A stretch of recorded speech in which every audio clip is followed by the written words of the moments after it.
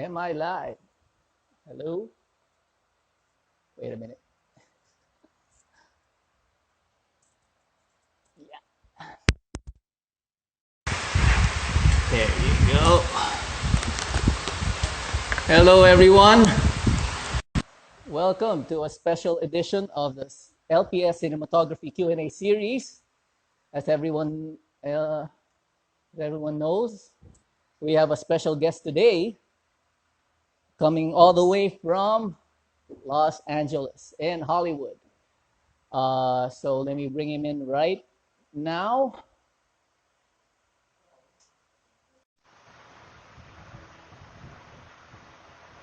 We're just waiting. Okay, everyone's coming in. Everyone's excited. So am I. And hey, there he is. Woo! Hello, Nora. How are you? I'm all right, ladies and gentlemen. Matthew, Libatique, ASC. Are those my dogs? Those are your dogs. Those are my dogs. Okay. All right. How's everything going in LA? It's hard to tell. I think it's going the same way. It's going in a lot of different places. That's true. That's true. Well, before we move on, I want to tell everyone first what this is all about, especially for those who are just tuning in for the first time. We are doing this in cooperation with Lockdown Cinema Club. It's a initiative of Filipino independent filmmakers to raise funds for those for our brothers in the industry who are affected or more affected by the lockdown with the because of the pandemic. So check them out on Facebook. It's called Lockdown Cinema Club, or check our profile on our IG. There's a link there. It will put you straight through to their site. It will tell you everything about them and everything that's showing during the Lockdown Cinema Club Volume 3. Okay? So it's watch what you want, pay what you can. Watch all you can. Watch all you want, pay what you can. I'm sorry. Okay, all right. Everyone say hi. Wave. Give a big round of applause to Maddie. I can't see anybody. It's all right. We can feel them. We can feel them. So how's it going over there? Let's why don't you tell us about how the pandemic is affecting you over there? Well, I mean, like I'm sure many other people, it's there's a lot of uncertainty really about what's happening. But I think as soon as it happened, I was keenly aware that it was going to last for a long time. Right. I think that everybody is. I think in most places people are anxious to get back to work, and I think people are anxious and afraid and cautious about what it's going to mean to the economy. But I'm lucky enough right now financially. I don't have to worry about this month, Okay. And I just came off of a film. We had 2 days left when we shut down. Oh. And we didn't finish. So hopefully we get to finish at some point. But I feel very fortunate that I'm coming off of a film right now, and I feel fortunate for my crew as well, that they've come off of a film, and I've talked to a few of them, and they feel very fortunate that they've come off of something already that was a longer project that they could actually withstand some of this downtime. Unfortunately, I feel like, to be honest, I think it's going to last a little longer than we expected or want to. That's true. So it's hopefully the powers that be can artificially stop the world economy so that people could just take a pause and not have to stress, But oddly, I feel bad, and one of the reasons why I wanted to be here is I saw what you guys were doing on Instagram, and I wanted to help because I think the crew members. Here's the thing, as a cinematographer, we do projects, and maybe we do say 1 or 2 films a year, 3 films a year.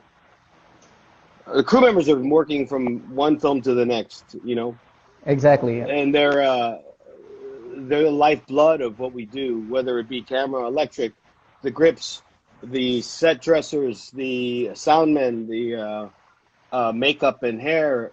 It's just a countless number of craftspeople that need love at this point. You know, because they to sustain their lives, they have to work constantly, and for that all of a sudden to be taken away, you know, I think that as much thought as we can put their way is important. Yeah, with no guarantee of the future. But to be honest, you know, the first when it first happened, I was relieved. I was at home. I got, you know, I didn't have to do anything. I didn't have a call time. I was excited to take some time off, but that lasted about 5 days, and now I'm, you know, looking for things to do. Right, right. But hey, Maddie, we appreciate you helping us out. I'm sure your appearance here is gonna generate a lot of donations, or hopefully will generate a lot of donations for our workers here. Is your industry also coming together sort of over there to sort of tide the others over? You know, I think that they're you know, the unions are doing their thing, and IATSE, which is the union that covers us as camera, electric grip, and all the other crafts, they are definitely trying to rally for crew, and there's some, you know, again, you know, it's such a large crew workforce that it's going to be difficult to sort of spread out any kind of assistance, I think. But, you know, and I think companies, I've heard good stories about companies actually paying people for the time that they didn't shoot. Right, you know, if they had to shut down for 2 weeks, they're paying them for those 2 weeks, which I think is a really beautiful thing, considering everything. And, you know, that's any small amount can help. The other thing is, you know, it's very difficult for freelancers to apply for, in America, unemployment. You know. Same here. Yeah, same here. So you know, you don't have a regular job, so that it's a challenge to try to apply for something that. And I get it, I understand it, but it's, you know, this is a working community and industry that needs to be supported just like any other industry. Well, I'm sort of surprised that we are on the same boat. At least the film workers are there and here.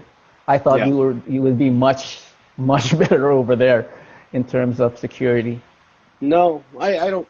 You know, I think, like I said, I think people who have a bit of a nest egg and some money saved, you know, that's great. You know, what I'd like to see is, you know, I think depending how long this lasts, you know, like depending on who you are and your station in this business, if you have a 401k or a retirement fund, you should be able to take out that money and not be taxed.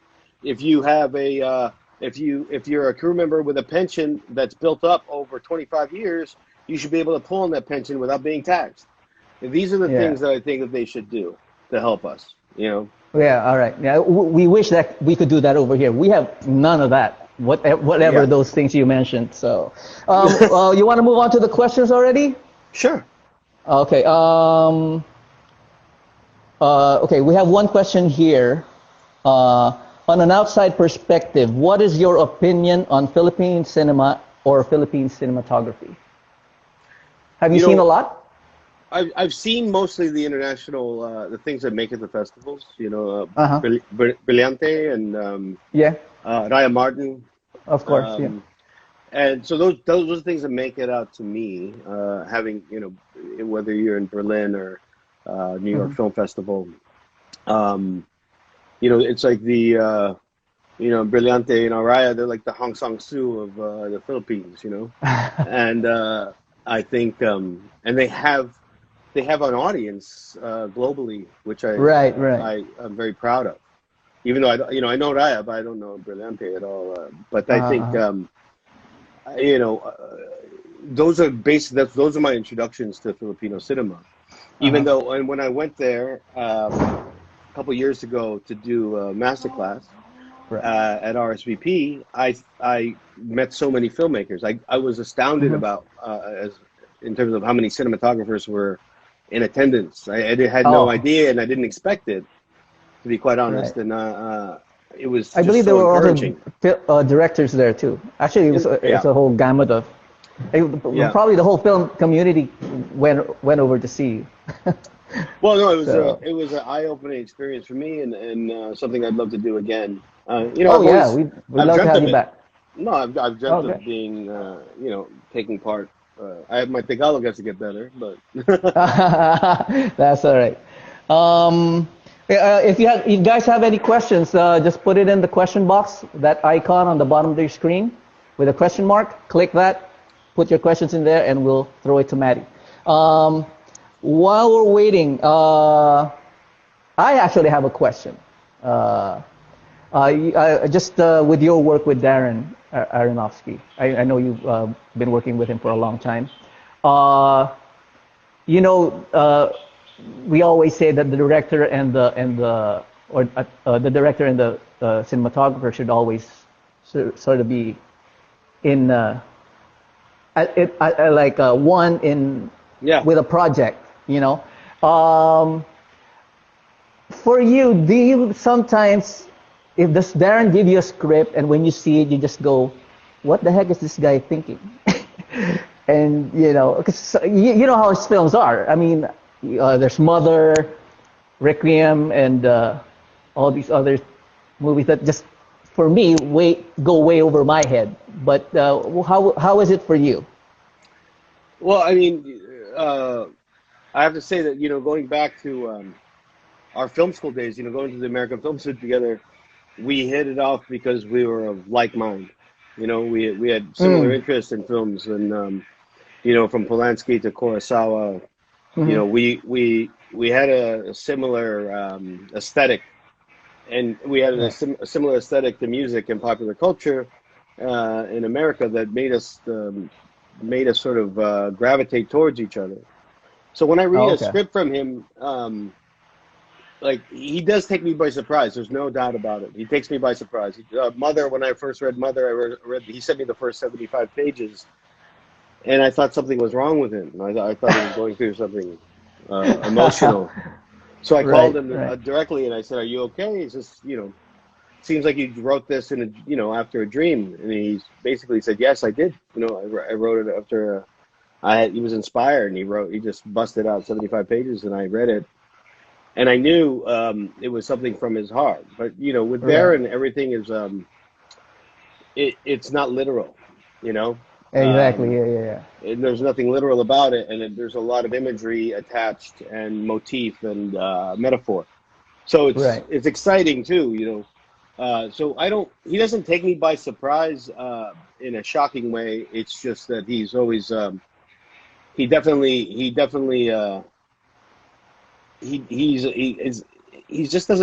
doesn't do what's expected, Right. And if I visualize something, like for example, like the fountain, if I visualize, say, the spaceship when I'm reading the script, that Tomas is traveling through space, and my first impression wasn't a bubble with a tree in it, or at least it didn't look like that, even if it was written in the script, I still wanted some definition of what it was. And he literally meant a bubble, So, so he does have that, and a lot of his stuff is rooted in imagination, but it's rooted in science. Okay, hold on. I'm just going through the questions now. All right, for beginners. What tips can you give them on how to jumpstart their career in cinematography? Well, you shoot. You shoot. You make as many mistakes on your own as you possibly can. We have different ways to do it, whether it's your phone, ideally not, or maybe it is. To be honest with you. Shoot something in slow motion on your iPhone. If you're really at the beginning and your interest is peaked in cinema, and you gravitate towards the camera and not necessarily the performance and the acting, then follow the light. take your device, whether it be a camera, a DSLR, a Red, an Arri, a Sony, a Blackmagic, a DSLR like a Sony A7S. Yeah, A7S, or a Blackmagic or something like a 5D. Take it out and follow the light, and train your eye towards the beauty of what's out there. Whether it be at night, and then do the things that, and then create exercises. It's like learning how to play a guitar. There's scales. That's a good way to put it. Yeah. There's a night exterior. There's a night interior. There's a day exterior. There's a day interior. And then you create. And then you start there as a foundation, and then everything gets more complicated. Like when you play a chord in a guitar, you play a C or a G, but then you start to do flourishes by pressing, adding notes to the chord. It's the same thing. Day exterior. What am I going to do here? Am I going to play it in the shadow? Am I going to play it in the sun? Am I going to play it in the front light? Am I going to play it in backlight? If you go to a night exterior, then okay, do I want an urban setting? Do I want a sparse setting? Is it, you have to take those exercises, but also at the same time, always reference somebody that you really like a photographer or another filmmaker, and then be inspired to create something. And then eventually you'll start to find your own voice by what you do best and what you feel like is correct. For excellent. You. Yeah, excellent. Wait, I have to. There's an aside here. When you were talking about you came over here, you were surprised with all the people that came to your master class. Somebody said there was no work that day, so everyone can come see you. There was no work that day. Everyone stopped shooting, so everyone can attend your master class. Somebody told me that it was producers were finding it very hard to find anybody to work those days. Exactly. Yeah. Right. Okay. Into this modern cinema, is it necessary still to use or study to use a light meter? Do you still use a light meter? Well, I'll tell you, yes, I do. And not to expose the image. I use it to light. Because if you think about, it's not always the case. Like I see films globally that there's an economy in the way it's shot. And maybe it's not every scene doesn't have to have a close-up, a medium, a two-shot, and a wide. Sometimes you could do a scene that could be in natural light, and you can get it very quickly, maybe with a handheld camera or a Steadicam, and you could just get the scene in a movement, and you don't have to worry about matching. But in my case, in many cases, when a director, and 9 times out of 10 a director does, they want a lot of coverage, meaning a lot of shots to cover the scene. You want to get every performance, you want to get every close-up of every actor. Then I use a meter to light the scene so that I understand where I am, so that by the time I get to the 5th shot of the scene, I don't get lost. So it's basically, what was it, I read my ambient levels, and I read what I was exposing a face at, and I read, I just constantly read reflective readings. I take reflective readings of everything. Right, and you log all those down, note it down. No, they go up in here because it's too chaotic. All right. I don't have time to write. There's no time to write. You've been there. Yeah, that's true. There's no time to write. There's only time to talk, and nobody's listening to you anyway. All right. Who is your influence, or what is your inspiration in doing films? Well, I mean, my first inspiration was Ernest Dickerson and Spike Lee.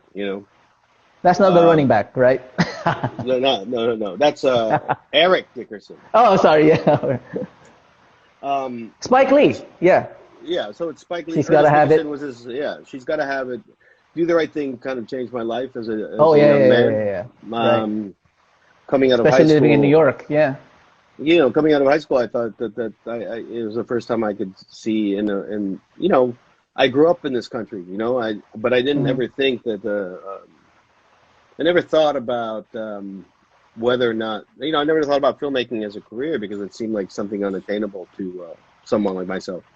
And then when Spike Lee made Do the Right Thing, it felt like a brown or black or a minority could actually make a film and tell a story that was not within normal American culture. Right, the norm, the box. Right, but and so he changed things for me, and then I got inspired. That's what inspired me first, and then as I started to watch more and more films, I was attracted to cinematography, and I started to really be inspired by relationships, like the Bergman and Nyqvist, Bertolucci and Storaro, and Robert Richardson and Oliver Stone. These relationships really, like, they piqued my interest. Even Gordon Willis and Woody Allen and Gordon Willis and Francis Ford Coppola. Those things really piqued my interest. It's like, wow, that would be amazing if I could. It would be amazing in my career if I could actually collaborate with the same people over again. Right. And then create a relationship. Did someone introduce you to these filmmakers, or they just sort of came into? You know, it's funny. That's a good question. After I saw Do the Right Thing, I started to. We didn't have a lot of, you know, back then. We just it was just a film club, you know.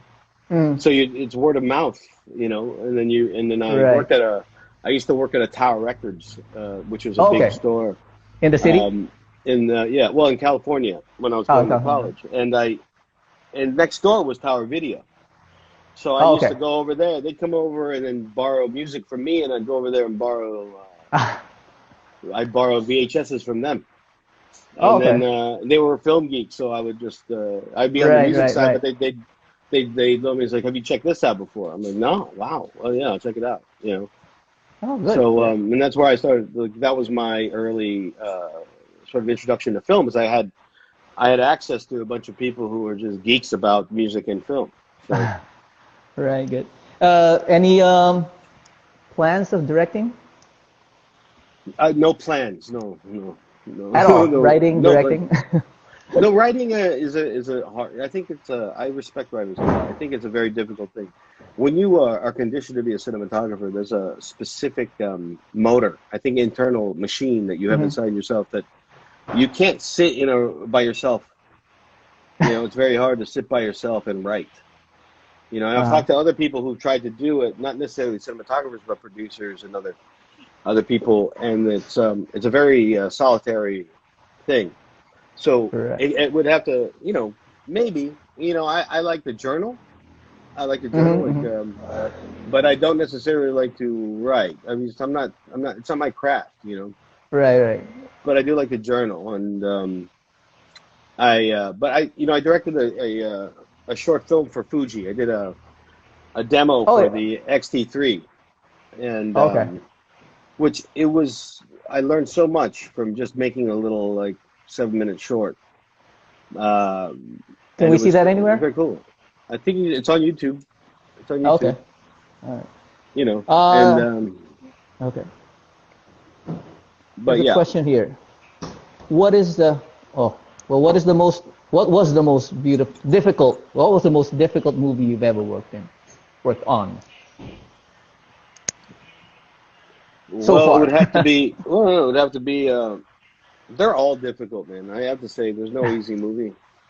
I think it's hard to say. I mean, like, the most recent difficult one was Mother. You know. Oh, man. Yeah. Just because it was, you know, the camera was always moving through this place, and it was how do we light with, you know. How do we light this with everything's being hidden at all times, you know? And creating a naturalism, but getting an exposure, shooting in 16 millimeter, and moving a camera throughout a house. Was that on 16? Yeah. Wow. All right. But there was a lot of VFX, right? Well, I mean, especially with all the crowd inside the house. No. No? No. What? No, no. Wow. You know, the way we shot that film is, if you remember the end of the film, the each room would change as you travel through the house. And the entire beginning of the film is designed to make you understand the layout of this house in a circular fashion. So she travels through the corridor, she travels up the stairs, she travels down the stairs, she travels into the kitchen, each room, so you understand which room is which. By the time you get to the third act, every room is changing as she enters each and every one. So we would shoot a room, and we'd have to wait till the next day so that the art department can change over the next room so we can move into the next room. And we kept doing that over and over until we finished the film. Holy cow. Guys, if you haven't seen it, go see it. It's on Netflix, actually. So it'll blow you away. Okay. There's one. Oh, how do you choose a camera for a big project, or for any project? How do you choose a camera? You know, it's basically, it's different, I guess. It's not, the camera's never been important to me as much as the lenses have. You know, I think the lensing is more important than the camera for me. But I think in digital, there's definitely do I need a lot of sensitivity at night? You know, then I would maybe go Alexa, you know. And do I want to, you know, do I need something that I could take the lens off? I would use a Sony Venice, you know. And sometimes you use a Red. You know, I've used a lot of different cameras, but it's really ergonomics. The camera is really about ergonomics. The lensing is the artistry. The lensing is the craft. The camera is just the ergonomics of the given need for the film. So if it's something that needs a small form factor, the Arri Mini is perfect. You know, when we made A Star Is Born, you know, Bradley really wanted something. You know, he wanted something that was easy to move around, and something that would be small and didn't take up a lot of space. And you know, we used different forms. We handheld many times, or we were you know, Steadicam or on a Movi, but we kept the form factor very small at all times. And that was what that movie was about, really, is trying to keep that, especially because we had so much stage work. We wanted to be able to have multiple cameras on stage, staying out of each other's way. But it really is a question of ergonomics when it comes to camera, but it's a question of aesthetics when it comes to lensing. Okay. Just a quick question. When you talked about lensing, just going back to Mother, was that your choice, especially in the beginning, keeping Jennifer Lawrence always on a close-up? That's definitely not my choice. Oh yeah. Yeah. No, Darren, like some directors, like, and that's the thing for any cinematographer knows. Like, you need to understand what director you're working with. You know, some directors, it's going to take a garden variety of shots to complete a scene, and some directors, like Darren, is very specific about how the flow of the movie is going to be, and it's going to exist in close-ups and POVs, you know, and over the shoulders. And that movie was close-ups, POVs, over the shoulders, and an occasional wide. So, and the wide, if you look at the movie and watch it, the wide shots are only in the film to represent the house. They only exist when she's alone. So ultimately, it's basically a shot of the house, which was a character, and her. So it's just, you know, it's more of the cinema, the visual language that he creates. And some, you know, but some directors, like, they want the camera to always be moving, no matter what. You know, whether there's dialogue that motivates it or emotion that motivates it, they just need the camera to be moving. Some directors want it to be static. And so you use your different skill sets as a cinematographer, whether it's like, you know, your skill set, you're always using your eye to composition. And, but you have to always keep an eye on the relationship between light and shadow, no matter where or what the situation is. or contrast. Let's say contrast, whether it represents dark and light, or represents blue and warm. You know, you're always creating contrast to make a dynamic image. Okay. How has your approach changed to pre-production from your early career to now, or has your process evolved somehow? Well, there's a time in pre-production in each film where you have to know when to stop talking to the money people. You have to engage at the beginning, and you talk, and you try to you really have to be sensitive to their problems, and then sort of create like a construct of what you're trying to do based on how much money they have. But at the end of the day, the director may be causing them some angst, and it's not your job to take that away, and you have to do your job. So you have to just wipe your hands of their problems and then go create for the film. And that's the one thing that I've learned over the years, is that you can't be always solving somebody else's problem about money. You do it really early, and you just get to it's like learning a new person. You learn a new producer, you learn a new director. You learn a new director, you learn how they want to shoot. You learn a new producer, you learn about what they have to make it. And then you just say, this is what we have, and you try to fit it all in. But at a certain point, their problems no longer are your problems. You have to go make it, you know? And you have to be responsible for yourself and why you were hired. And that's the one thing I've learned. So to me, it's like I do my same preparation. It's like I basically study the director as much as I can. And if I know the director, then I just study the work as much as I can. And I, if I can't test, because, no matter how long you do this, you still want to take it in some scenario and take a look so that you could verify what you're thinking. Even if I have to take a camera, I've taken a Red or a Alexa Mini in a situation just to see what I can get with nothing, just to feel confident about exposure in an urban setting with nothing. And say, okay, well, I can get away with this. I can get away. All I have to do is this. I can add this here, and maybe it's one light there, maybe it's something here, and it just informs you, and then you feel comfortable. The one thing going into any production as a cinematographer is you want comfort. You want because there's so much discomfort around that you want to feel like you're in control of what you're doing. And not get.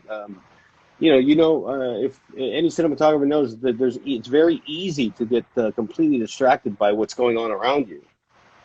Right. But if you're completely in control of what you're doing, then you can, all that stuff can be handled. Okay. You sort of tune out. Well, I tune out to the silliness around me. Right. Wait. Before we go on, I just want to remind everyone who came in late that we're doing this for Lockdown Cinema Club to raise funds for the film workers who will not be working or haven't been working for the past month.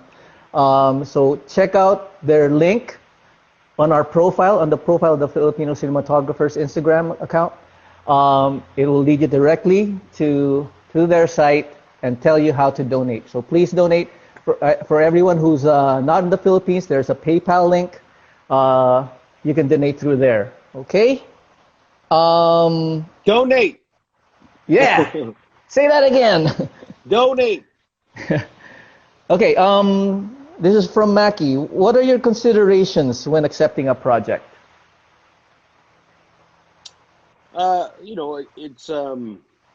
It's really about the director and the story. Sometimes it's I like it. Look, in the ideal world, you're picking the story, the script, and the screenplay, right? Right. That's not always the case. The fact of the matter is, and the truth is, that sometimes you want to work with a director, even though the script doesn't speak to you. So and you just want to get look, as cinematographers, we don't get to learn so much from other cinematographers, right? That's the one disadvantage of being a cinematographer, is you don't get to learn from other cinematographers unless you're just talking to them, right? But as a cinematographer, you do learn from a lot of different directors, and that's a valuable thing. And so sometimes it's about the filmmaker that you're working with and the potential to work with them that's important. I mean, those are the two main factors of me taking anything, and whether or not at this point for me, is it something I haven't done before, or am I going to just keep doing the same thing over and over again? Right. So those are the considerations really for me. It's like, okay, am I going to be stimulated in terms of creativity because it's something I haven't done, Right. and you know, and you want a certain element of fear. You want to be a little bit afraid of, what it is. Challenge. Yeah. Yeah, it's what you want. You want the nervousness. You want the butterflies. Right. Or else it becomes a job. That's good. Good point. You don't have to name names, but did it ever happen that you wanted to work with one director, and then after that project, you said, "Okay, that was it, never again"? No. Oh yeah. No, that's never lucky happened. You. I've done projects because of the script, and I met the director and said that, but not because of the director. Not the other way. Okay. I have said never again before. Oh. Okay. How much of your lighting do you figure out with your gaffer, or is it something you plan out on your own and eventually see it through with your gaffer? Both. It depends on the situation, how much time we have together. The biggest struggle, and I'm sure you guys suffer from this, is how much prep time does your crew actually have with you? If you're, as a DP and your gaffer's working, like we just said, crew members, the crew has to continuously work. If they're not going to get paid, for 2 weeks, they're not going to prep the movie for 2 weeks.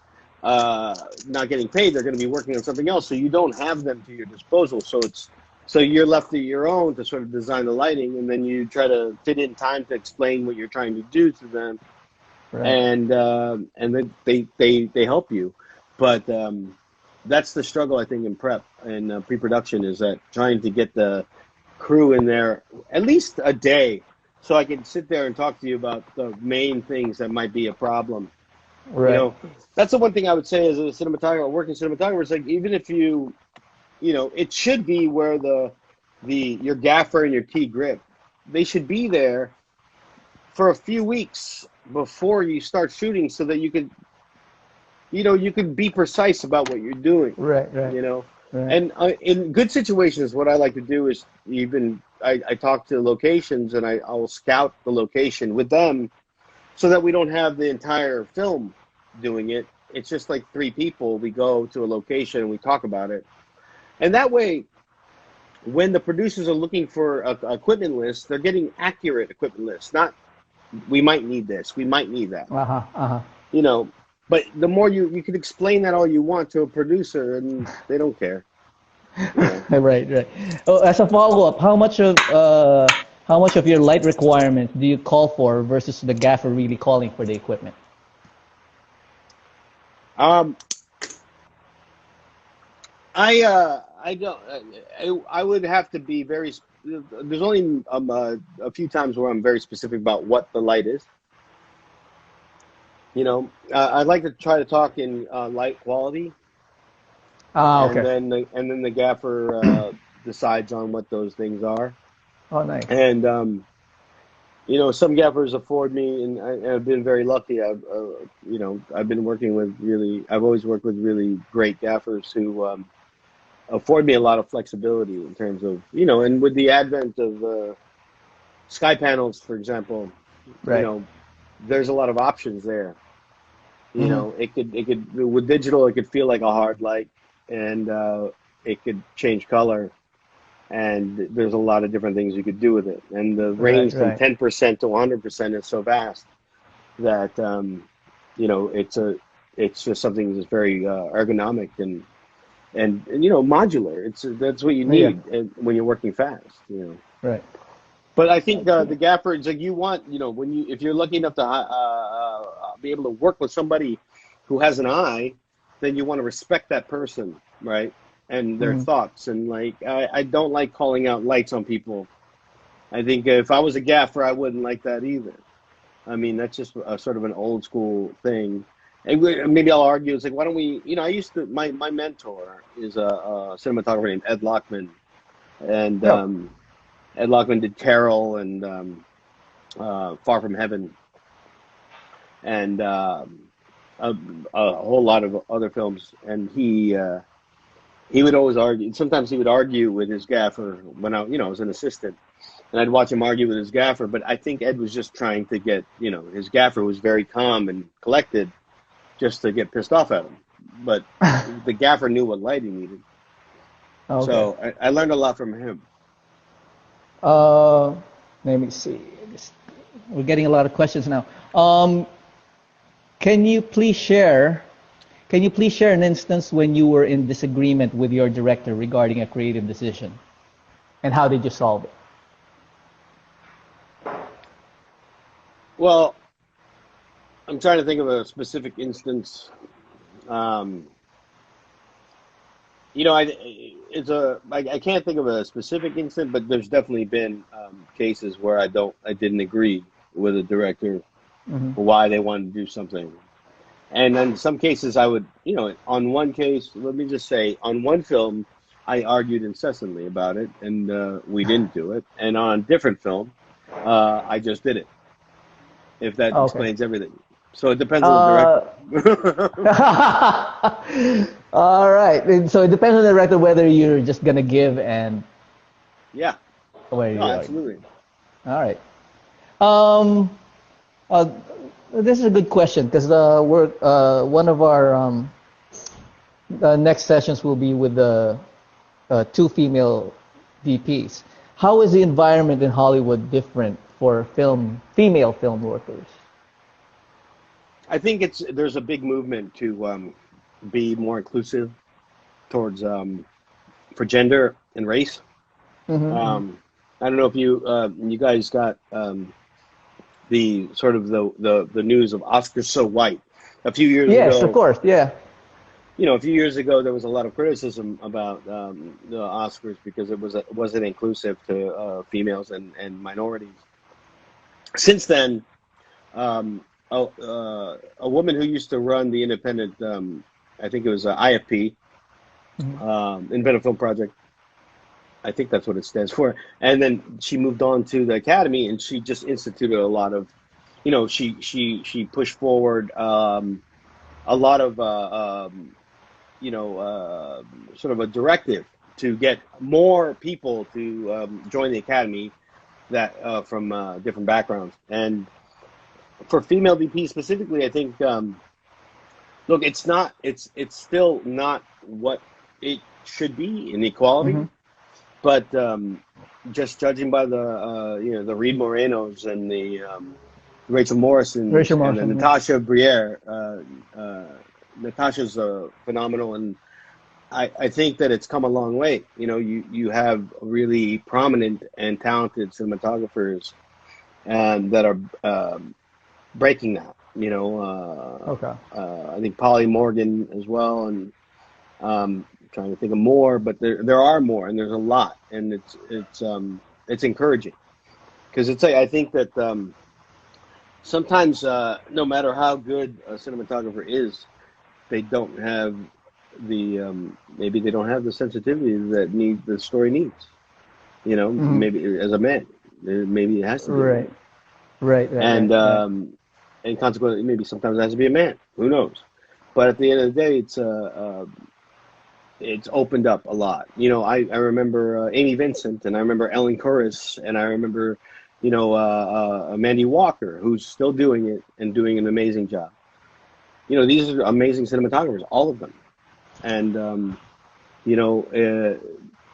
they should be, everybody should, be in that, they should all be in the discussion when films come up and people are looking for DPs.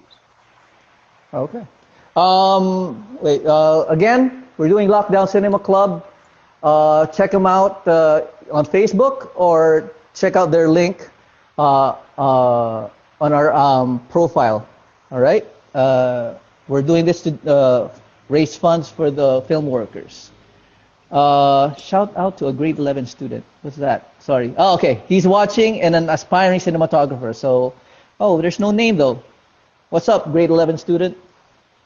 Okay, would you do another Marvel or superhero movie? Yeah, absolutely. Why not?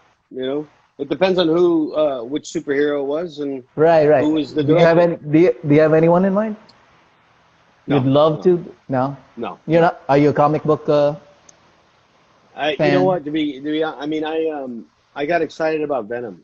You know, when we did that, and I hadn't done a superhero movie in a long time. And then I don't know, we did the Birds of Prey, Right. which was not really a superhero movie, but a comic book movie. Uh-huh. Look, the thing is, I like doing them because they're fun to do. But at the end of the day, there's almost like a service contract that those films have with the audience. You know, and Yeah. you know, you ultimately you're just you know, one of the many vendors. You're like, there's a contractor. Like when you're building a house, there's a contractor who's dealing with everyone. They'll say who's going to build the frame of the house, who's going to put the wall in, who's going to do the drywall, who's going to do the cabinets. And when you're a DP on superhero movies, sometimes you're just, you know, you're the guy who's doing the cabinets. So you got to be you got to know where your head is. But they're fun to do. Wait, I saw a question here I wanted to ask. Hold on. Oh, somebody wanted to know how the agent system works in Hollywood.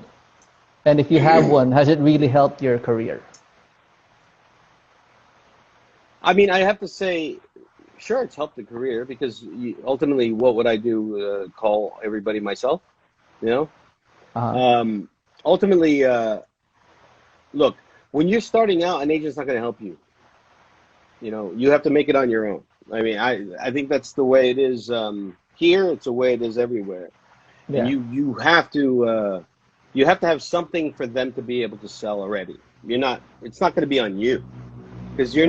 like literally, I'm no more special than that guy or that woman Uh-huh. or that person at all when you walk into the door.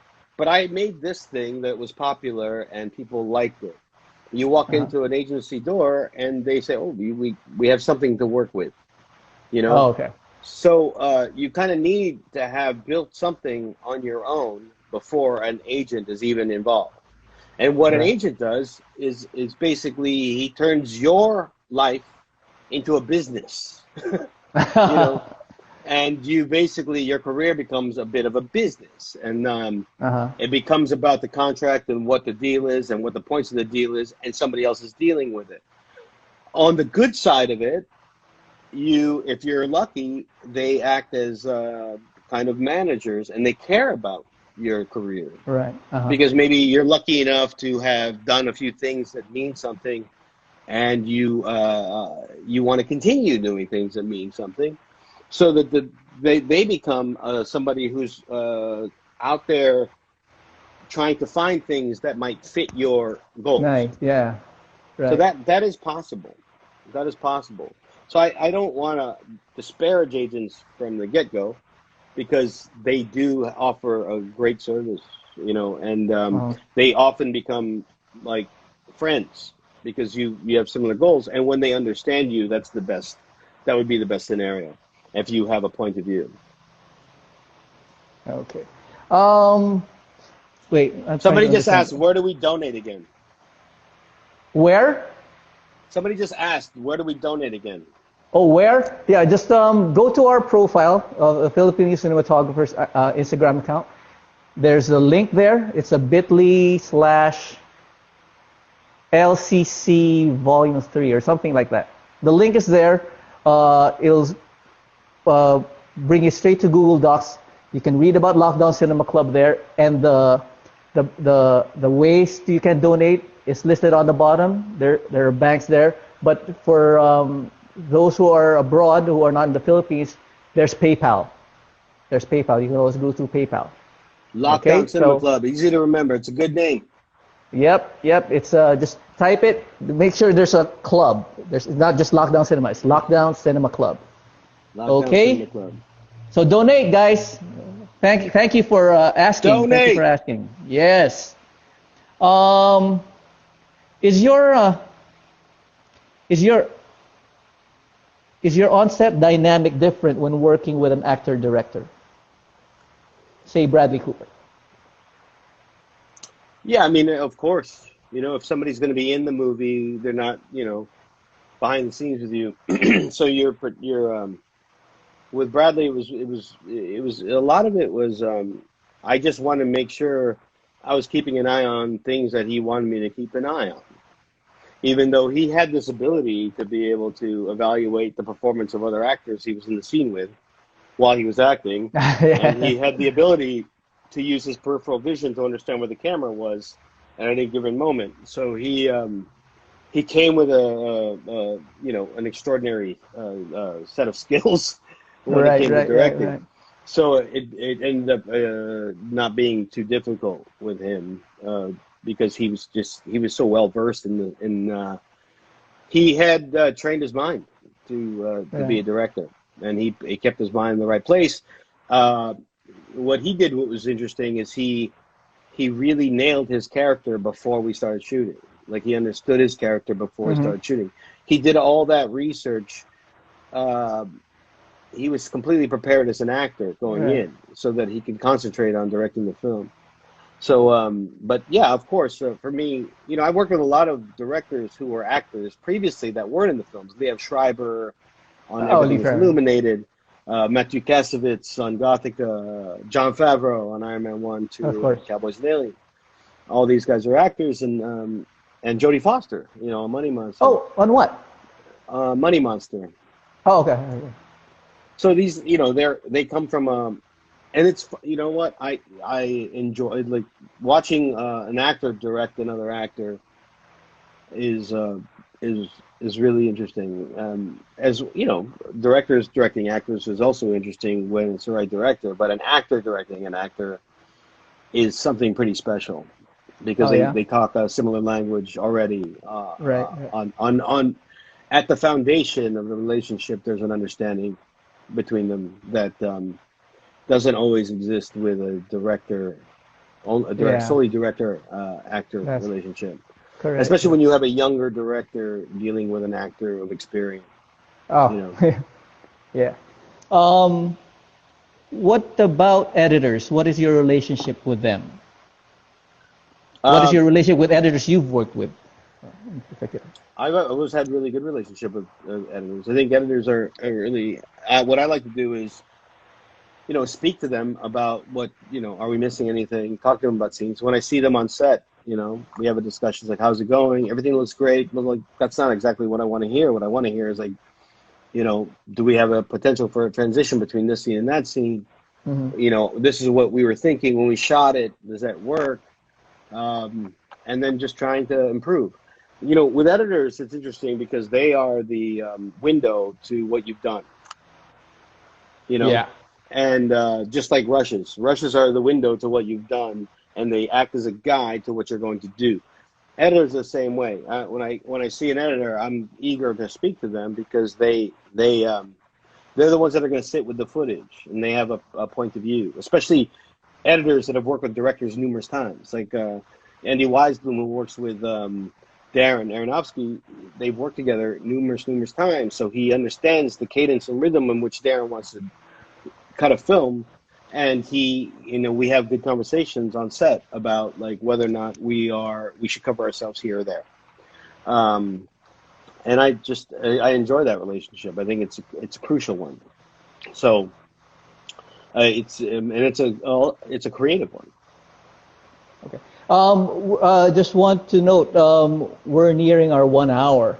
Is it okay for you to go for an extra session, or just go over a little bit? Sure.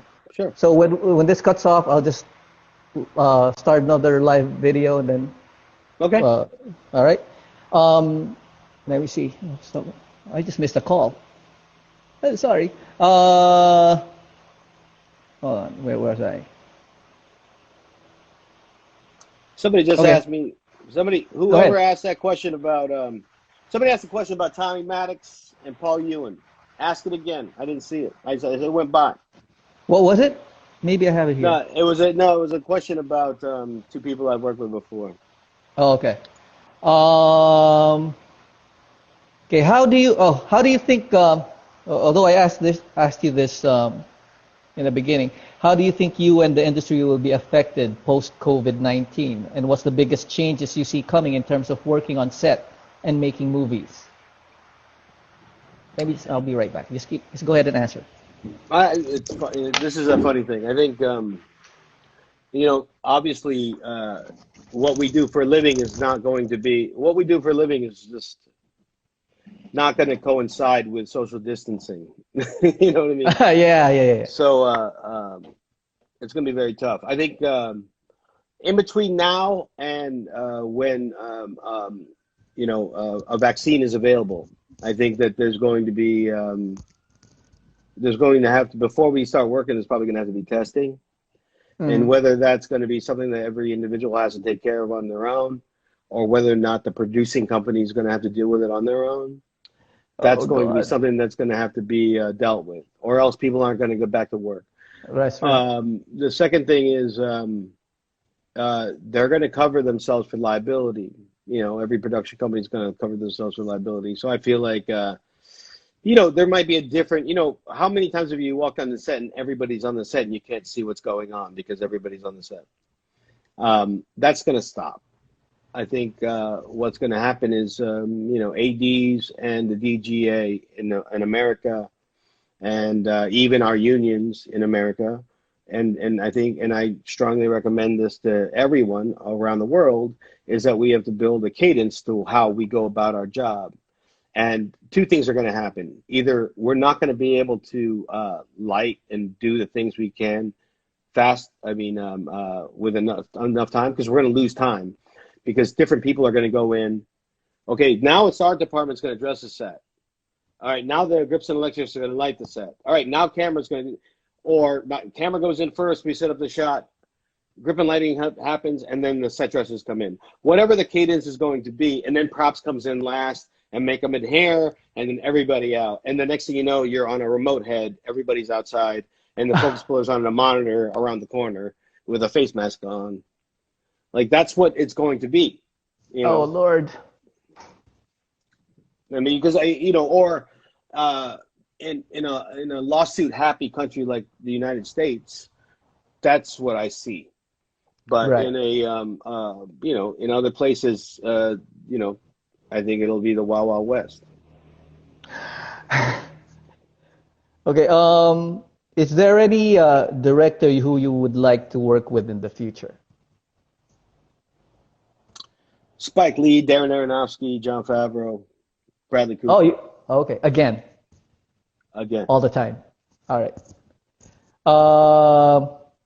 Working with a lighting programmer is new in the Philippines. Can you describe your working relationship with a light console programmer?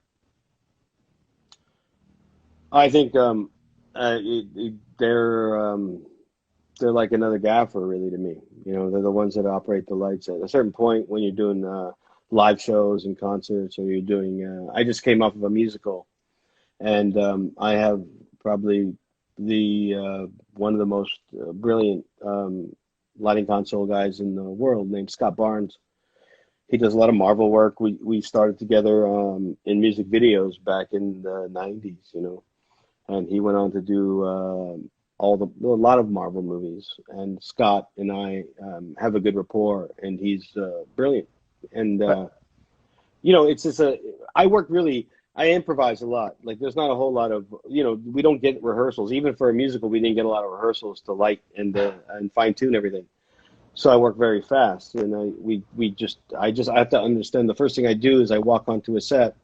I look at the lighting diagram that's been created and that he's created, telling me what lights are where, and then I just start to, you know, I start to turn lights on and off and on and off, and then we just start to figure it out. Right. And then during shots, I'll just call out lighting cues to him, and then he programs them, and then he'll just say, and then we'll attach them, and then we'll do, you know, lighting transitions, and then we'll talk about whether it's a 1.5 second transition or a 3 second transition, and whether it changes color, and, you know, it's just right. It's fun though. It's really it's another dynamic to the profession. It's another dynamic to the craft to work with a lighting designer. All right. Okay, I have 10 seconds here. I'll end this now, and I'll start a new one. I'll bring you back in. All right? Yeah. All right, hold on.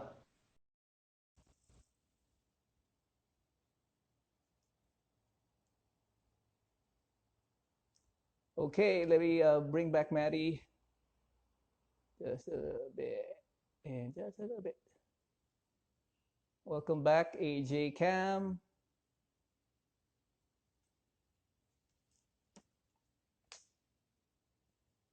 Okay, let me see if he's back.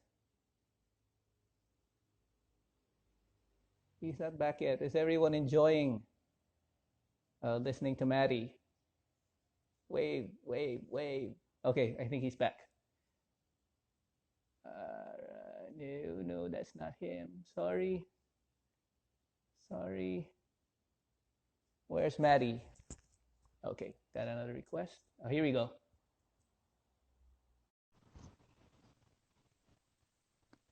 Okay, just waiting. I added him already. You're just waiting. Hey. And he's back. There he is. Okay, let's see. I'm going to go back to the questions here. How do you go about choosing a second unit DP? It's funny. That's a question. I think it depends on the work. It depends on the works involved, to be honest with you. And somebody had asked about Straight Outta Compton, and I had a good friend of mine, Tommy Maddox, do the second unit on that. And and somebody was asking why him for that, and then why Paul Ewan for another project. Paul Ewan's another cinematographer who I really enjoy working with that did second unit on Birds of Prey and Cowboys and Aliens. And I mean, the fact of the matter is, like, some people are really good at Paul's an expert at action. He does great action. He employs the same lighting, and he just matches everything in a fantastic way. And in Compton, it didn't require action. What I needed was somebody who understood the subculture of what we're doing. And Tommy exemplified that, and understood like the story behind the story in each character, because some of the second unit work was about character, and so it's you want to maximize people's talents if you know them. Like, I know Tommy and I know Paul. They both have the ability to do whatever, but what they're really, and what I find them really good at, is why I hire them for specific things. So that's how I decide who's going to do a second unit for me. Now, it's not friendship necessarily. It is a familiarity, but it's about what they're really good at to me. Okay. Going back to Straight Outta Compton, just a side question. You grew up during their heyday. Did you raise your hand and say, I want to do that film, or did they really call you for that? Well, that's an interesting question. I was sitting at home, and I was rarely, and I had the TV on, and I saw that on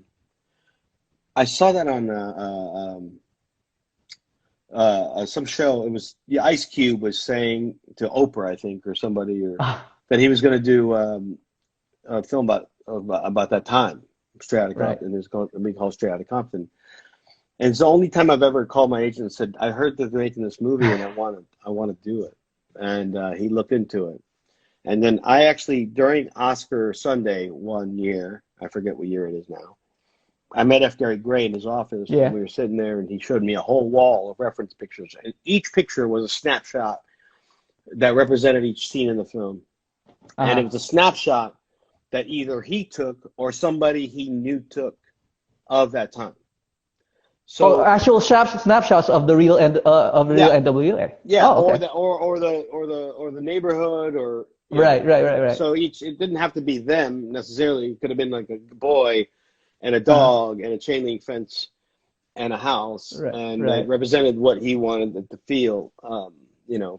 And Gary, that talk about a film that was paired with a director in a perfect way. It was Straight Outta Compton, F. Gary Gray. There's no two ways about it. He was perfect for the movie. He understood the material. He grew up with the material. He was in the material. So He was? Well, he grew up in that time, and he's part of it. All the references that are in their songs he's familiar with because he grew up in the same neighborhoods. Right. So those are all important things. Those were important things to me. I remember listening to the single when it came out of Dope Man. And I was like, okay, this is crazy. And then Straight Outta Compton came out, the record. It was, when that came out and, Public Enemy's Yo Bum Rush's Show, they were life-changing, life-changing things for me. Yeah, that's a movie I want to see. Yeah, exactly. Yeah, and it was funny, we had a scene, I don't even know if it's in the movie, we had a scene where we had Chuck D in the studio with Ice Cube, and I was just like, I don't know, man, we're not doing Chuck D, enough. We're not giving him enough credit. We need to have a bigger scene, but it's like, that's, I guess, for another movie. Did it make it to the cut? I don't remember. I haven't seen the movie in a long time. I don't think it did. But the pool scene, of course, Soy Cube inspired that sort of.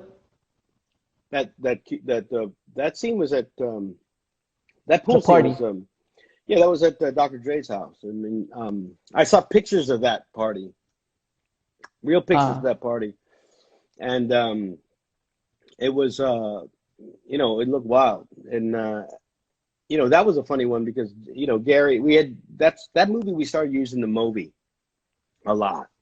And then we started using doing a lot of handoffs. If you watch the director's cut of that scene, that movie starts inside in a room with like 3 people naked making out, and then goes out the window to a DJ on a balcony, and then drops down to the pool party in the pool, and it goes all the way to Dre at the end of the scene. I mean, the operator that held the camera, held the movie at the beginning of the shot, had to run down to grab it from the pool at the end of the shot. But we had fun with it. That was a great scene, though. That was a great scene. Yeah, that was fun. My favorite scene is the hotel room by Felicia. Oh, which one? It's the hotel room where they pull the guns out on those guys who are trying to find their girlfriend. Right. Hold on, let me see. Are you familiar with? You've seen some Filipino films. Is there a Filipino cinematographer you've seen that impressed you? I'm ashamed to say that I don't remember the names. To be honest with you, I don't remember the names. I'm definitely ashamed to say that. But I think the photography, like I watch Raya's films. I met Raya a long time ago, maybe. Yeah, who knows how long ago? Maybe a long time, because he told me he met you a long time ago. Yeah, I met him a long time ago, and I met him at the New York Film Festival, and I was astounded by the work that he does, because his work's always different, and it's almost like he's a filmmaker with no reference. You know what I mean? He's like, and I think he's really a really special filmmaker in terms of how he connects with a global audience. Right. Like he connects whether it be a period piece or something very naturalistic, he's always connecting a human emotion or a human angst. He's very talented. I think Raya's watching somewhere. He says hi somewhere. You think so? There's a good follow-up question. Since you mentioned Raya, do you have any plans on working with a Filipino director? I mean, if I did, it'd probably be Raya first. Right. We've talked about it. We've talked about it for sure. I mean, his energy is amazing, and I just, coming from I come from here. It's and I really love traveling. Carlo Vivari or festivals or San Sebastian. The festivals where you see a lot of different films from a lot of different places. And Raya, there's a special kinship I have with him because he's Filipino and I'm Filipino, but I'm American.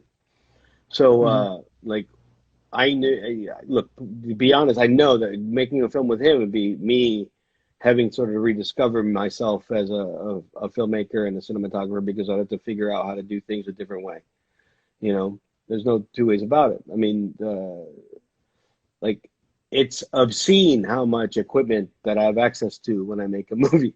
It's obscene how much, you know, and I know that making films in the Philippines or in Asia or in South America or Africa or even Europe, I mean, there's nothing like making a film in Hollywood, because Hollywood, it's like a spectacle.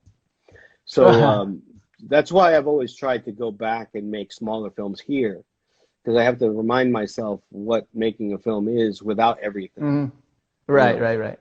Or else I think I'll be completely out of touch with, like, being a human and being a filmmaker at the same time.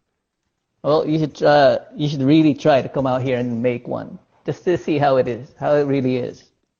Would you accept? Oh, there's another question. Would you accept a film project here in the Philippines? And what story will you be interested to shoot if you did come over here? Anything in your mind? I mean, you know, I'm intrigued by it's a couple different things. You know, my family's in the provinces. You know, I have a lot of in the you know, an hour out of Manila. Is it Pampanga? I think it's Pampanga, right? Well, we have relatives in Quezon, and then Batangas, and then Pangasinan Fall, near Pangasinan. Oh, Pangasinan, yeah, okay. And you know, so it's like there's that element that I'm attracted to, but there's a very rich urban element that I'm fascinated with, especially you know, surrounding Makati. You know, like there's the mall where everybody hangs out, but then you see where all the public transportation is, and you see everybody on the outskirts sort of existing in life. And right. It's always fascinated me, like, how do they make it from day to day, you know?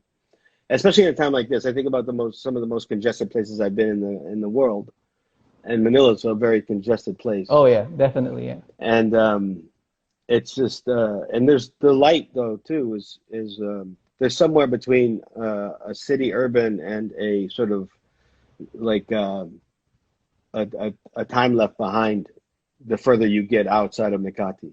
You know? Yeah. Okay, hold on.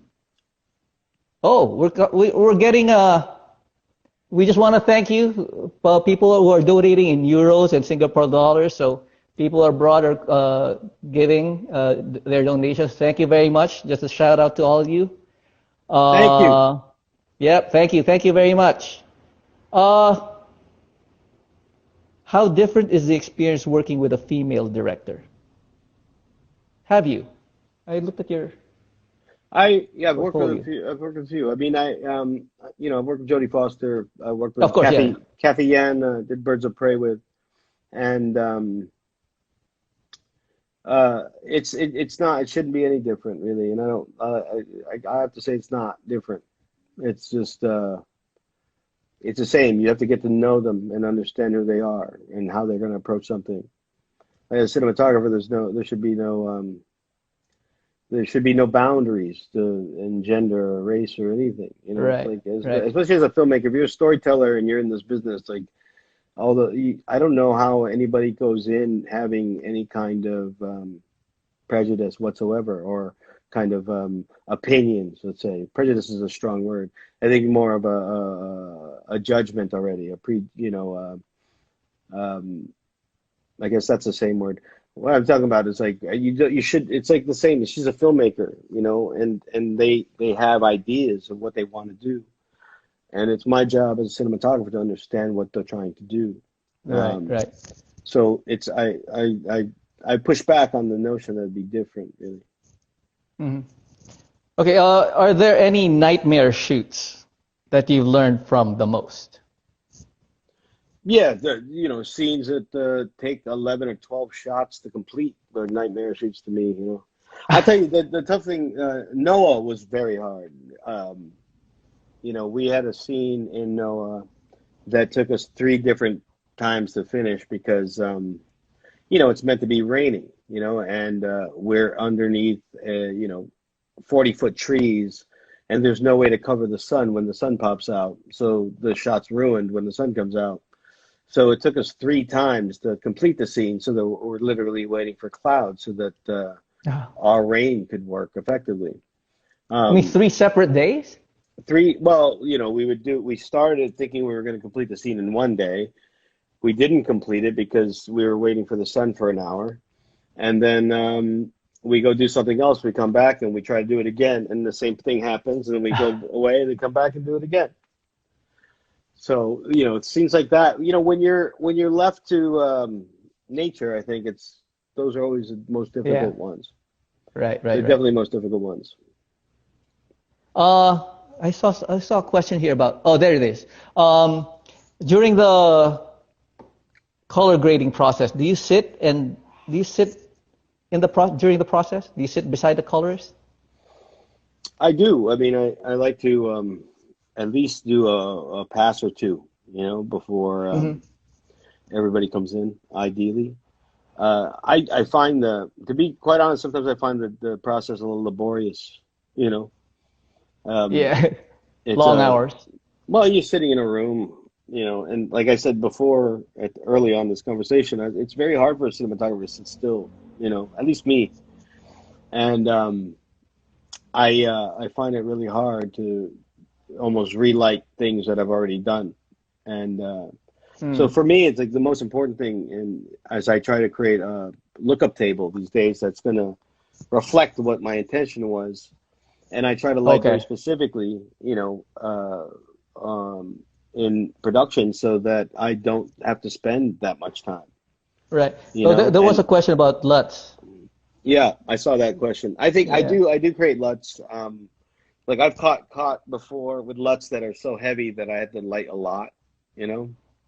So ultimately, you know, you're turning an 800 ISO camera into a 320 ISO camera because your LUTs are fucking heavy.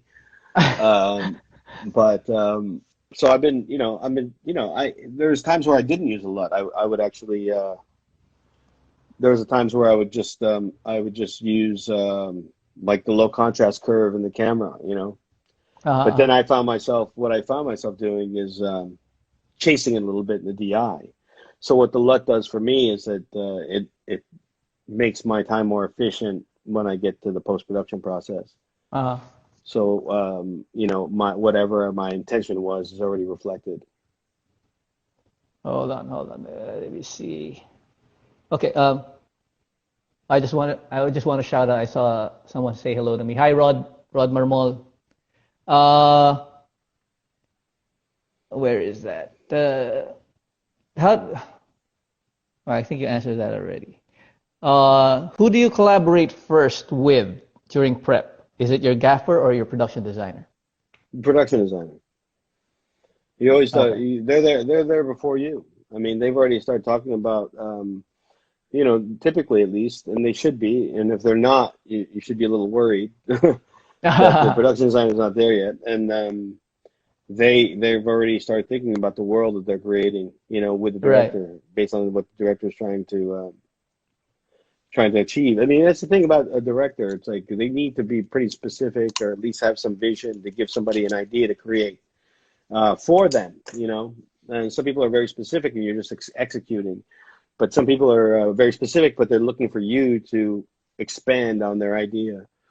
So 9 times out of 10, for me, the production designer has been going through that process, or is in the middle of it when I arrive. So they're the palette, ones that talk to me. The color palette is usually set by them before you come in? Well, sometimes it's already been thought about when I come in, and then I say, well, what about this and this, and what if we attach it to this character or that character? And then it evolves from there. So, like, you know, nothing's set in stone, you know. Right. Most directors and production designers wait for the cinematographer to arrive before they and the costume designer to really get involved before the palette's really decided. Because those are the departments that really set the tone, you know, in color. Okay. All right, so students out there, remember, it's a collaboration. It's always a collaboration. Nothing It's set in always a stone. yeah, but it's also a collaboration. Like I said this before, it's a collaboration at least at the beginning with production because you want to understand what your parameters are. Because the Right. director doesn't want to hear it. They hear this stuff and then they have to tune it out because they're also going to cease to be creative.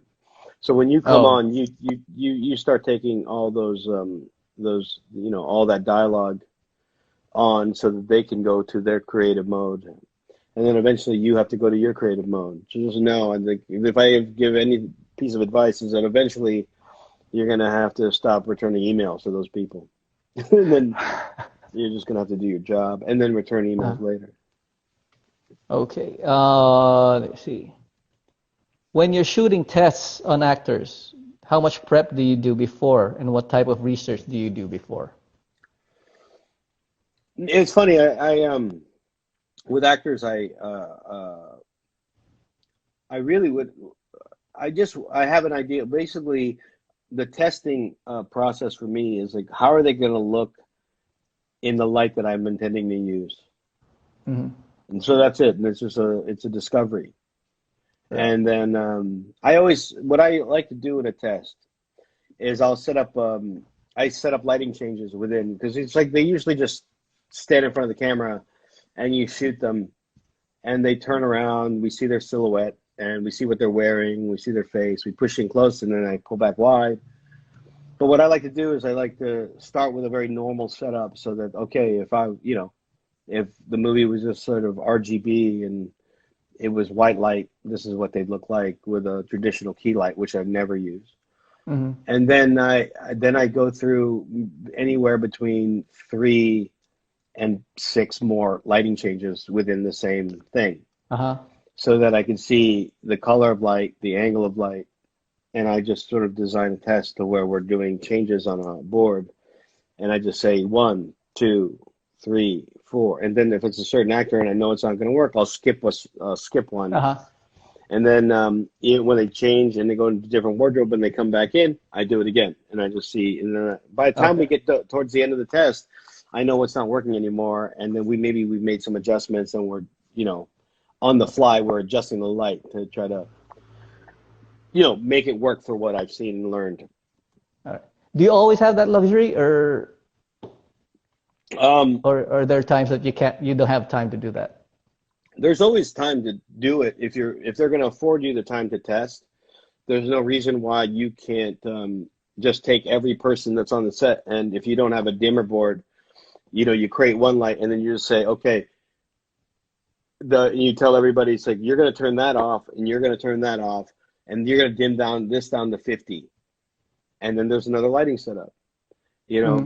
and so you just simplify it. But you want to get for me, I like to get as many different lighting scenarios as possible. How many movies are all day exterior? How many movies are all night exterior? How many movies are in one, um, so I like to try to represent as many different lighting scenarios as possible when I see an actor's face. Okay. Carlo Chavez from Lockdown Cinema Club is thanking everyone. Donations are still coming in. I saw someone who from India say hello. Again, continue to donate. Maddie's still here, spending time with us past midnight. So please donate, My donate, time. donate. Yeah, his time. uh, how many sequences do you shoot in a day, or how long do you usually have for light? And how long do you have to set up lights usually? Hmm. I spend most of the time in the morning. I don't have more than 15 minutes or a half an hour during the day. Half an hour is probably the most time I have during the day to To reset. set up? Mm-hmm. And during the day, in the middle of setups, the turnaround I usually do in a half an hour. And if it's a radical case and it's a new scene, maybe it's 45 minutes. Okay. But if it's within the same scene, it's a complete turnaround. It's probably got to be 15. I have to get it done between 15 and 20 minutes. Wow.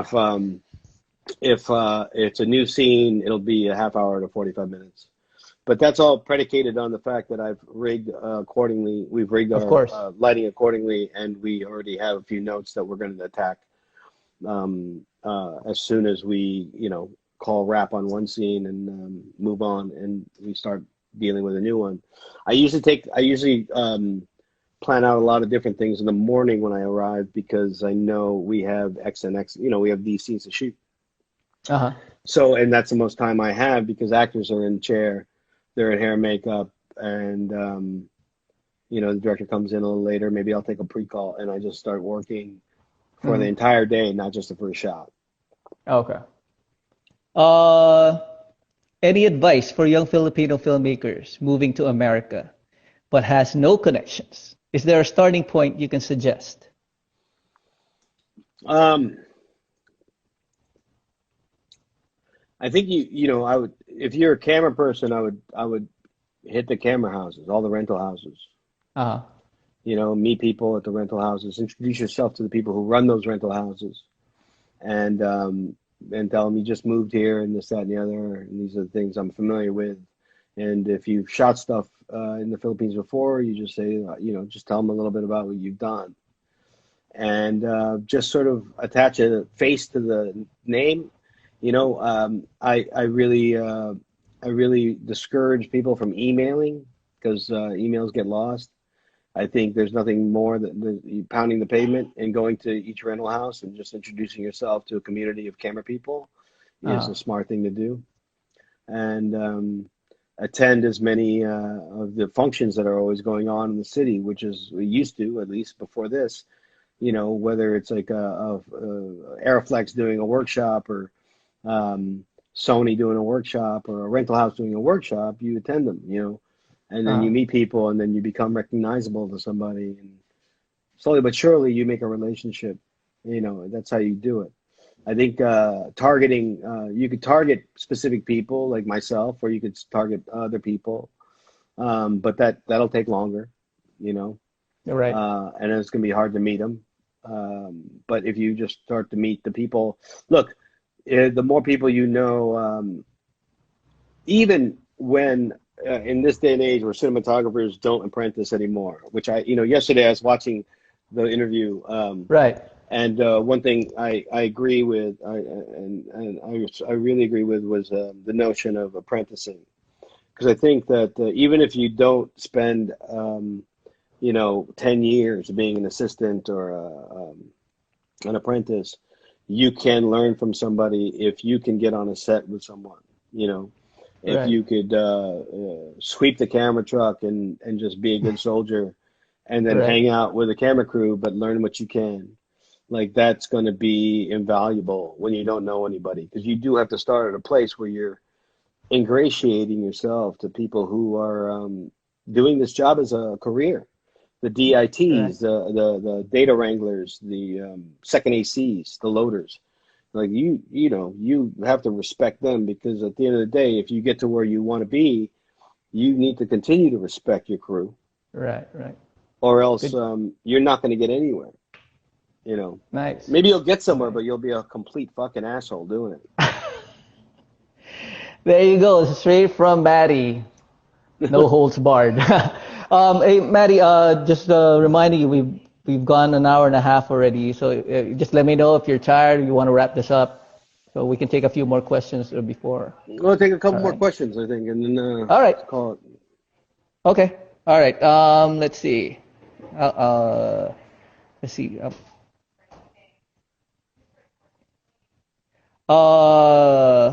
Where is that? Are there moments where you question the vision you had in the middle of production? How do you cope with that? Well, that's a good question. I mean, I don't know if there's moments where I question the vision I had, but it takes a long time, and it takes a long time to have to understand yourself enough as a cinematographer to know that you're kind of going down the wrong path technically, and it's not working. And you can get frustrated and struggle through it, or you could just say, listen, I got to change this. I need some time to change this, because it's not going to work for the whole scene. And you have to be very honest with everybody around you to say that you're going to do it. That being said, you can't always do that, so that you have to, there's been many times where you just have to have composure when you realize something's not working, and then you have to figure out a way to change it. And when you do that, my advice is to walk away from the set, tell everybody you have to go to the bathroom, and just not hear voices around you for just a moment, and then come back and then have some kind of plan to change it. All right. Well, this is a good probably follow-up question to that. This will be the last question. When was the last time you messed up and no one noticed? I don't know. Do you still do it? About 4 weeks ago. About 4 weeks ago. I mean, it happens all the time. It's like, sometimes, maybe you got a lighting cue wrong, or the camera move wasn't perfect, but the performance was exceptional. And right. You know it. And you heard the voice, and you heard that special thing that happened in the actor's voice, or the thing that happened in their eyes that you're never going to replicate. But you don't feel good about it. It wasn't your best take. And you didn't do the move right. Maybe there was a bump in it. But you're going to have to live with it, because that's what's most important, is what's in front of the camera and not what's going on behind it. Right. But do you tell anyone? You don't tell anybody. No, you don't tell anybody. Okay. You just live with it. All right. Okay. So there you go. Thank you, Maddie, for helping us out and helping Lockdown Cinema Club. And we really appreciate it. It's we're still up to 437 viewers. And I hope you all donate, at least half of you. There'll be a lot of help. Anything helps, guys. Right. Please donate to Lockdown Cinema Club. Click on the link in our profile. And there you go. Maddie, thank you very much.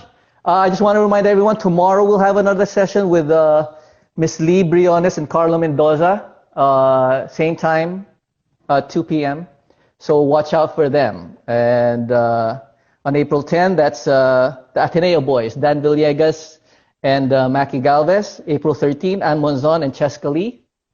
And on April 15, Pao Orendain and Malay Javier. Okay? Hey, Maddie, again, thank you very much. We hope we get to talk to you again soon, or maybe see you back here in the Philippines, shoot a film, work with you, drink, party, whatever. So good luck with everything, let us know. Guys. Thank you very much. Salamat din. Mabuhay ka. Mabuhay. Bye. Thank you.